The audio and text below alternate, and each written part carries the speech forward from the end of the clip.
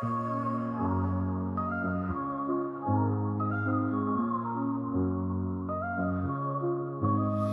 the heart of the city, there's a lady so divine, with a gift so rare she can read between the lines, unlocking mysteries. She's the one we all admire. With a touch of magic, she sets our souls on fire. From psychic readings to rosemary oil so pure, her spirit shines bright. Of that I am sure. On TV she graces the screen with grace. Her presence is a blessing in every time and place. Pop culture psychic, in tune with the stars. She sees beyond the veil, even beyond Mars. And when the night falls, Tracy after dark, her wisdom illuminates like a powerful spark. So if you seek guidance, look no further than her door. Tracy Brown live where wisdom does soar. Through the realms of the unseen, she'll light your way. With every word she speaks, darkness turns to day. Tracy Brown live, the beacon of light, guiding us through the shadows of night. Her voice like a melody, so pure and strong. In her presence, we know we belong.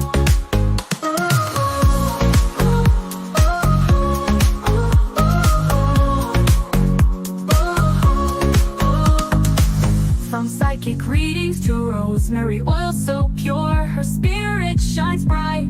Of that I am sure. On TV, she graces the screen with grace. Her presence is a blessing in every time and place. Pop culture psychic, in tune with the stars. She sees beyond the veil, even beyond Mars. And when the night falls, Tracy after dark, her wisdom illuminates like a powerful spark.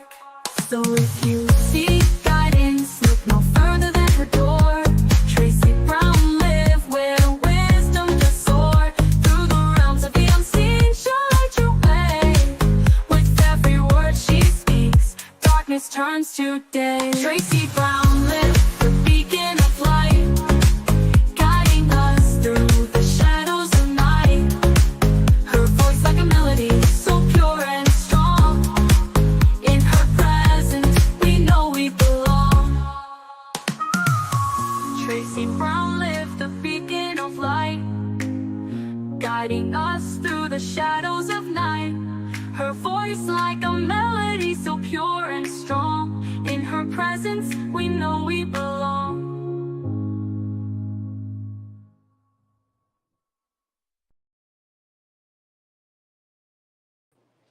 Hey everyone, I'm coming from my phone today. My internet is not quite working.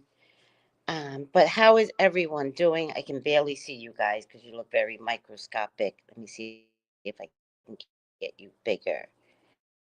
No, this is the Soto outlet. Okay. See what happens if I exit. Nope. It just stays the same. It's just different on my phone on StreamYard. So I just want to say hi to everyone first off. And I'm not going to be able to type in because I'm on my phone. But hi, Jenny. Hey, y'all. Grand Rising. How are you doing? We're going to be doing this in two parts because there's just so much to cover. Hi, Black Coffee, no cream. I can't type it in this time, but hello. Hello. We're going to be doing this in two parts. The one part is going to be about this young lady telling her story. That's the one part. The other part is going to be who done it. Who's the aunt that did this to her? So the first question I want to ask you all is, who do you think the aunt was? Now, what we do know is that the aunt was on TV. So it's definitely one of the Braxton family, no values sisters. We do know that she was on TV. And she used a word She said partner. So, oh, wow. Wow. Do you think so? Oh, I want to know who you all think, and then we will run down each sister to see which sister let these nieces out to dry. Now, I also want to remind you that Ashley Braxton is the one whose sister overdosed, supposedly overdosed. Now that I know this story, I'm not believing anything anymore. Supposedly overdosed. Okay? So let me play some videos for you guys, and let's work our way through this trauma. I think I want to play. Am I missing one of these? Oh, wait. That video is a bit too long. 10 minutes is the maximum length for a video clip. Damn it. There's one video she did for 15 minutes. I could play that tonight. So let's just look at some of these others then. Then my dad moved on and he found someone else and he married my stepmom. But you know, it was not a good relationship. He was physically abusive to her. Okay. And then she was physically, mentally, and emotionally abusive to my sister and I. Right. And did you have contact with mum, like after mum had gone?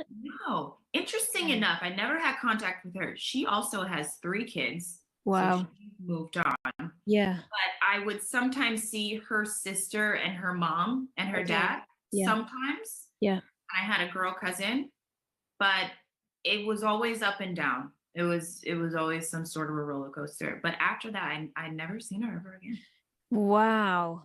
So was it like you sort of like, I know she's out there and there, it kind of through the grapevine, you might hear something like, oh, she's out there doing this, that, and the other, but she's just not reaching out to you. No, not reaching out at all. And no one talked about it either. Okay. And she had asked her family, like her mom, her dad, her family, not to talk about us. So we did not exist. Wow. Yeah. And so with my stepmom, it was a really interesting life because for me, I was super excited. I was like, oh my gosh, I'm getting a new mom. And she put her name on our papers and things like that. Okay. And so there was moments that were great. And I have 2 half brothers. So love them. Everything is awesome. But how do you deal with physical, mental, emotional abuse? I would tell my dad, hey, I'm being abused. Mm-hmm. And not, you know, like I wet the bed and I had to lick it up. Mm-hmm. Or maybe I was slapped so hard down the stairs. Or maybe I was punched in my face. Or maybe she held my ear and decided to scream in it for the next 2 minutes. I mean, it kind of was up and down. Right. And if I told my dad, then he would come home. He's a nurse. Right. So he worked the day shift. He would come home. And at night, it was so traumatic to listen to them physically beating each other in the next room. So what do you do? Do you tell and risk watching someone else get beat? No fun. Yeah. And then having the aftermath of it turned onto you. So it's just a never ending cycle and circle. In terms of the things that caused animosity between the two of them, was that related to the way in which she was treating you and your sister, or was that their own issues that was separate to the rest of the family dynamics? It was both. Okay. It was both. So there would be marital issues that didn't have anything to do with us. But then I don't know why my stepmom, she referred to my sister and I as the N-word. Wow. Yeah. So we were the N-word, and we were also referred to as she, they, or them. That was like our names. Yeah. And so there was always something that she, they, or them did that perhaps she didn't care for. Okay. And then that's how it would transfer. And what did that do? So you had stepbrothers. Mhm. Did they come? Did they come with her? Were they part of the package, or did they come along later? They came along later. So Okay. my sister is 3 years younger than I am. My Yep. oldest younger brother is 4 years. And Yeah. then after that, it's 8 years. Okay. Okay. So they came after. And it's unfortunate that even now we don't have a relationship because you were just pit against each other. Yeah. So the household was like all for one and one for all. You better Yeah. guard up. Wow. And it's not really healthy. No, definitely not. No. I was wondering, like, what would the effects of those circumstances be on the younger brothers? Because it would be very difficult for them to, I guess, develop respect towards you and your sister. Mhm. Yeah. We don't see eye to eye because the way they see life is very different than the way I've seen it. And so Yeah. for them, it's hard, which is understandable. Yeah, When I'm speaking these things about their mother, these are quite harsh accusations of course. that I'm saying. Yeah. And if you were not there to grasp what was happening, then Yeah. perhaps you think and be like, I think this is a little far-fetched. Yes. And that was something that was really hard for me because I come from this family. Mm. My stepmom is great at just being the PTA mom. You know, she really was there for us Yeah. in times of school. And same with my dad. My dad is a nurse. He's Yeah. established, he's distinguished. So even trying to go to school to talk to the counselor about it, it was always like, are you lying? Yeah. Yeah. It, from the outside looking in, Right. it looked like a nice shiny family. Exactly. Yeah. Yeah. So when did you ever have anyone that kind of stepped in and advocated for you or spoke up for you, or a point at which you shared this with someone who took it more seriously? Mhm. There were some family members that tried their best. Okay. Grandma, for instance, and a few of my aunts to come in and step in. But, I'm never angry or upset with them. They tried their best. It was Yeah. the moment where my dad would come back and say, like, hey, guys, this is her house too. So they would come up to our house and they would confront my stepmom and be like, what is happening here? Yeah. And when my father then would in return call and say, hey, this is her house, don't show up here this way. Right. How does that work?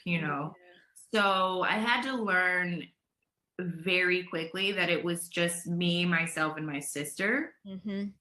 And for the longest time, I didn't see that my dad was a part of the picture of the problem. Yeah. I just thought it was my stepmom. Uh-huh. To have someone even say to you, the reason why your mom left is because of you. And, that was like her fuel as to why we were such bad kids. Yeah. So then you just take that on as an adult, and taking that on and not getting the mental health that you need really shapes you into someone who's not really able to function. Yeah. And you're the oldest, right? Mhm. You had a younger sister. Do you think that caused you to take this on in a different way? For sure. And I can remember when all of my siblings at one point were hiding underneath of my bed. Yeah. You have so much responsibility because you just want them to be safe. I mean, it's very traumatic listening to your parents physically hit each other or anything. Yeah. But then there's also that weird sense in our family of where one for all. Mm-hmm. So it was really, really hard. But my sister was my best friend through it all. Okay.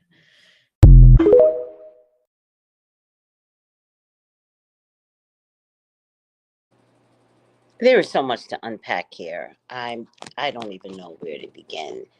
The last thing she said, which worried me, she said she only had to protect me, myself, and my sister. So there's definitely some real psychological damage there because she put herself twice. Me, myself, and my sister. So that gives me some concern with her. I don't know why the balloons came up. It also gives me concern that maybe she doesn't know this, and I wish there could be further conversations with her mother.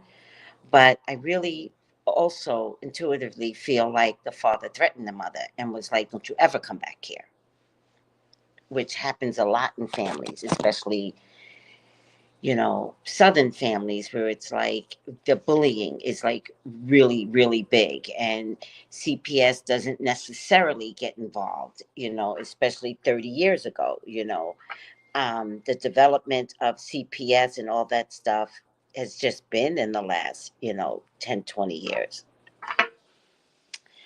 But there's just so much to unpack here, and my heart goes out to her. Hi, Saki love. Hi, Marcella Amore. And Soul by yours truly says it was confirmed. There's no confirmation, sweetie, unless I do it. It was confirmed on TikTok on a post she liked. It was Trina and Gabe. That's who I was leaning toward. I was leaning towards Trina. The reason why I was leaning towards Trina is Trina was chaos. She was emotional chaos. And I remember when her niece died, she was the one that couldn't even sit in a room with the other sisters. I also did not like Gabe. Did not, on so many levels. So I tend to lean toward Trina.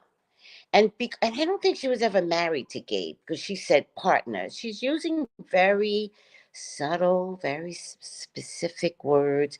And I don't think they were ever married. Let me know if they were ever married, or did they get married at a later stage. I don't remember that. I believe that Tawanda had some responsibility in this. And the reason why I believe Tawanda had some responsibility in this is because when Sherelle World attacked Tawanda on like videos or said something, Tawanda went ham on her. So now I'm wondering, did Tawanda go ham on her because this is something that just could have come out eventually? Or did she go ham on her because it was personal? Was it her husband? I also want to get everyone to understand that Tawanda needed Braxton Family Values.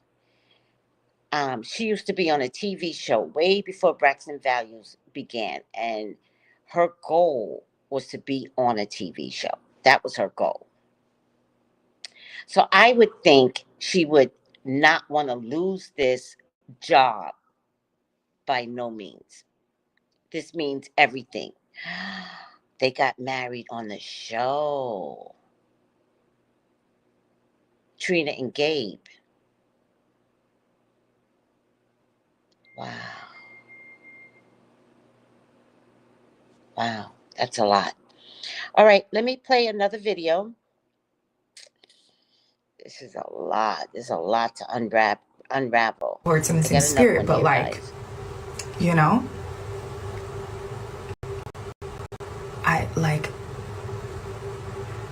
it's so painful. And I know that the ladies, the men, everybody who has experienced this sort of feeling when your family doesn't believe you, or when you're at an age where you shouldn't have been put in that situation to have to navigate it. And however you navigate it was however you navigated it. And this is what I learned in therapy, is like how I navigated it and how I dealt with it was how I dealt with it.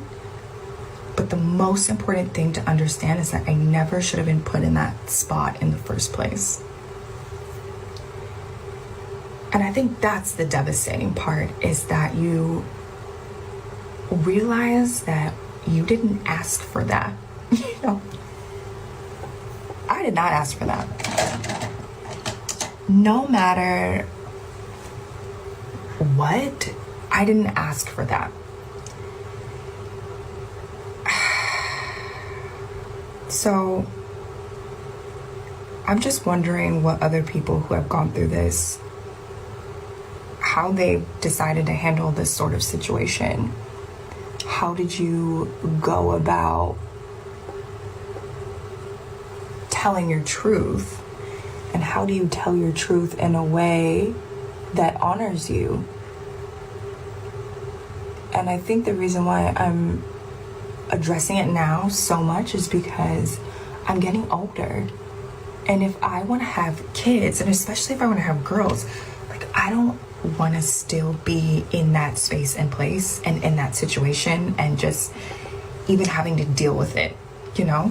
And so next year I'm planning to go to the US, and I'm planning to like confront a lot of things because my sister passed away. Like, I've just I fled the country because I was needing to save my own self and my own life. And when I say all of this, this is not a dig to my family member, because it's really sad that she also was put in that situation of having to deal and having to handle. That's not her. Like, I don't wish that upon anyone either. Do you know? There's sympathy there. But there's also so many other aspects of it when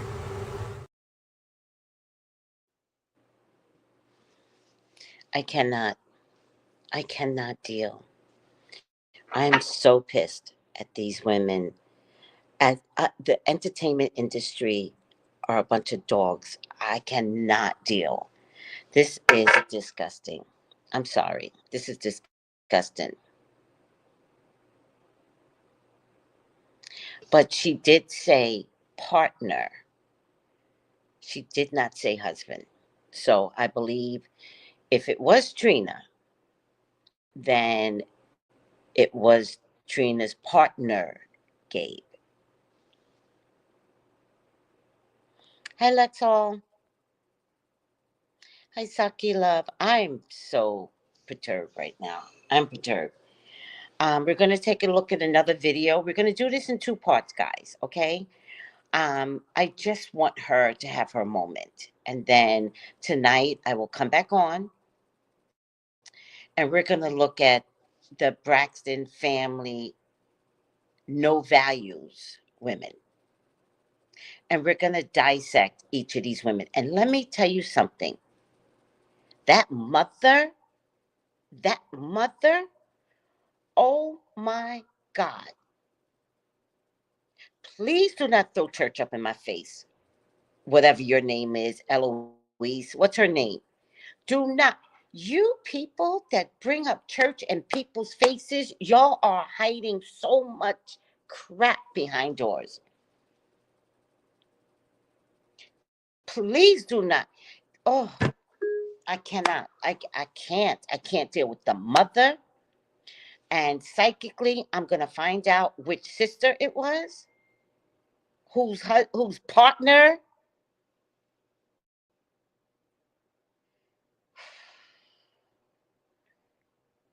This is devastating, guys.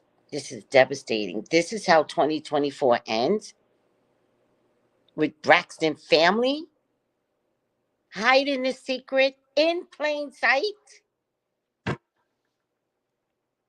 I cannot.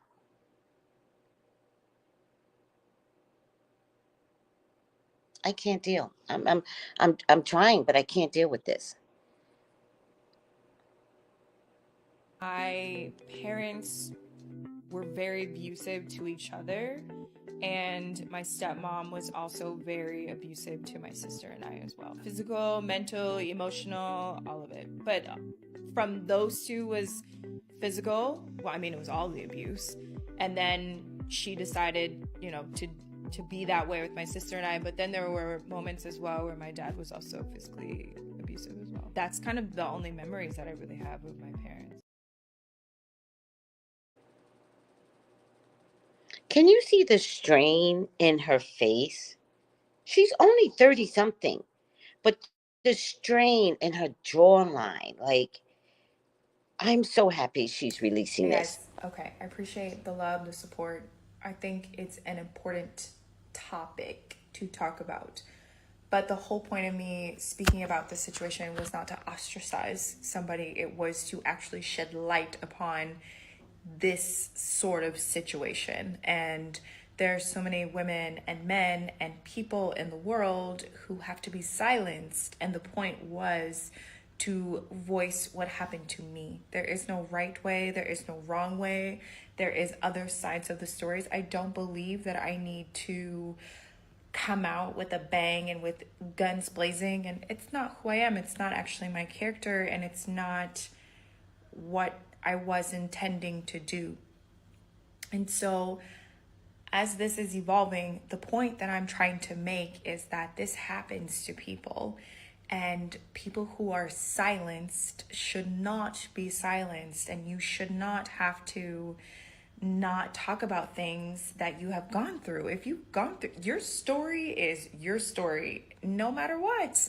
And if you want to tell your story, you can tell your story. What's the problem? That's the point about all of this. I tell my story so that I can encourage others to tell theirs.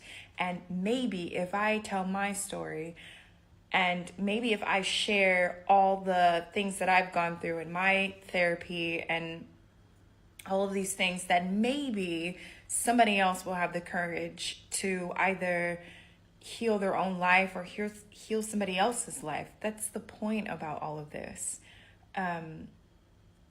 So in all of this, I take it for what it is.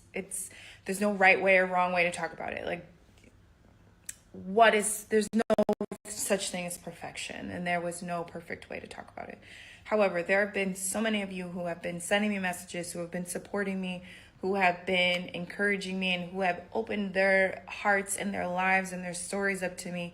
And as I'm getting older, and as I'm developing into a woman, and as I'm going to have kids and all of these things that I get to be as a woman, the most important thing is that I get to be free, and I should be able to talk about whatever it is that I want to talk about. And if something has happened to me, I don't feel that I should have to be silenced. I should be allowed to talk about whatever has happened to me. Even as unfortunate as it is, it happened. And that's the reality. And I don't like living in a space and place where I don't get to accept my reality and I don't get to evolve as a person. So as I'm telling this story, I just really, truly hope that if you are someone out there and if you have felt this pain or you understand where I'm coming from, that you find the courage to find healing for you, because you're worthy, you deserve it, you're amazing, you're awesome, and you're beautiful. And that's literally it. It's not about who I'm talking about. The point that I'm trying to say is that if this has happened to you, please heal. And I've found my healing, and I'm grateful for it. And if I can talk about it and help spread awareness, and if this is the way that the awareness is going to be spread, then let it be spread. So thank you, everybody. I appreciate it. And I hope that you find the empathy that's needed to talk about these sorts of things. And if this has happened to you, I'm so sorry.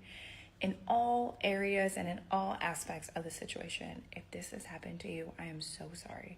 But I just want to be able to talk about things that have happened to me and be free to express who I am and what I've gone through. And if I can share my story and encourage people, that's all I want to do. Okay? So, everyone, happy holidays. Have a good day. And thank you all for supporting me. And even if you don't support me, it's okay. We appreciate you too, because that's life. Anyway, thank you. Ciao.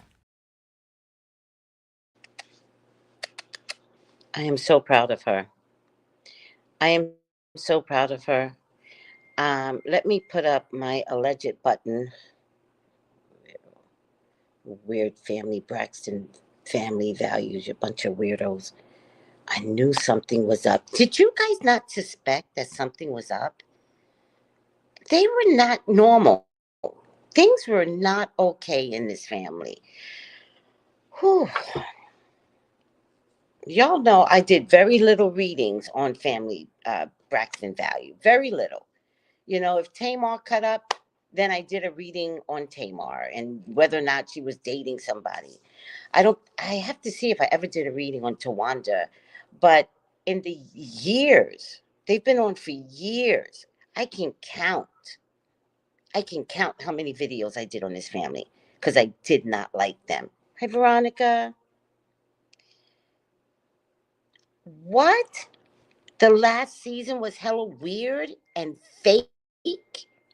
I didn't even watch it. I'm going to go back and watch it now. They're going to get my money now. But I'm going to tell you something. I don't even respect We TV, nor do I respect the producers that produced that show. They knew this shit was going down, and no one cared. Where are we? That information gets leaked out, and because they're not on the show, they don't have to be bothered with it. Like, shut that shit down. A child is being compromised. And I'm going to tell you something else. The other sister that passed, quote unquote, from drugs, no one can convince me that she was not touched. And I'm going to tell you something else. You know what people do when men, no, sorry, I don't mean men. I mean molesters.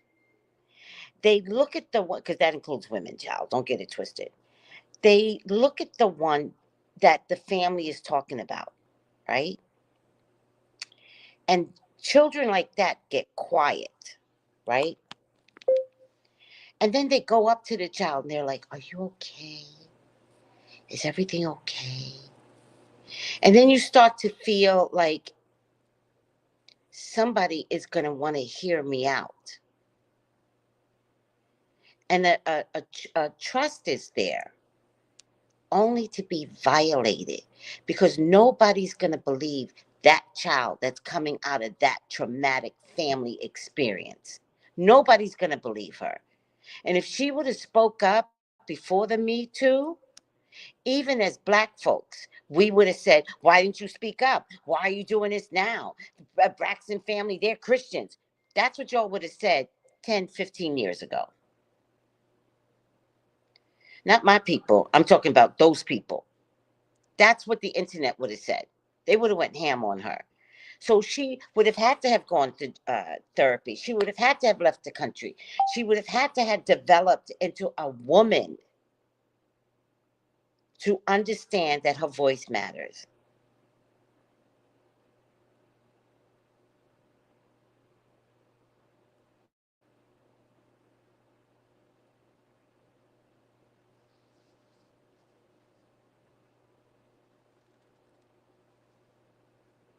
All right. Hi, Rhonda. Hi, sweetie. Hi, Camilla. Miss Mel. Hi, sweetie, Camilla. So, and another thing, Tawanda, I don't know how you treated Sherelle's well. Don't send me a cease and desist. You want me to cease and desist? Go through the court. I will only listen to a judge. Now, you can try Sherelle. Don't try me. All right, guys, this is part one. We're going to do part two tonight. Okay? And we're going to look at all these nasty sisters. We're going to look at them and we're going to dissect these people. And the mother in the group, what is her name? You can go to hell. The mother in the group can go to hell. Period. Point blank. You people are disgusting. Oh, I'm thinking.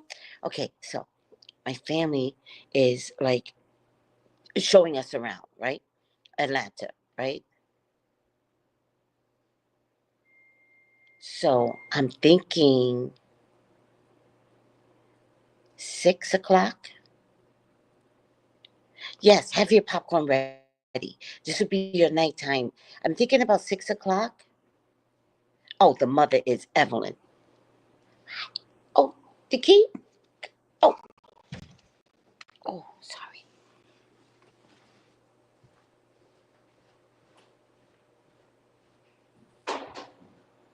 I'm sorry.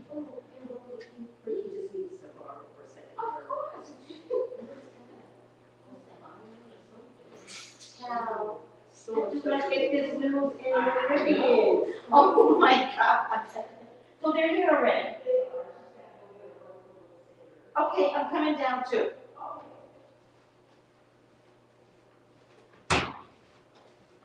All right. In any case, they're gonna show like everybody around, and which we want.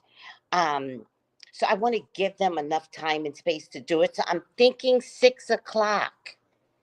All right, 6 o'clock. All right. Love you guys. Take it easy. Oh, love you guys. Take it easy. Bye.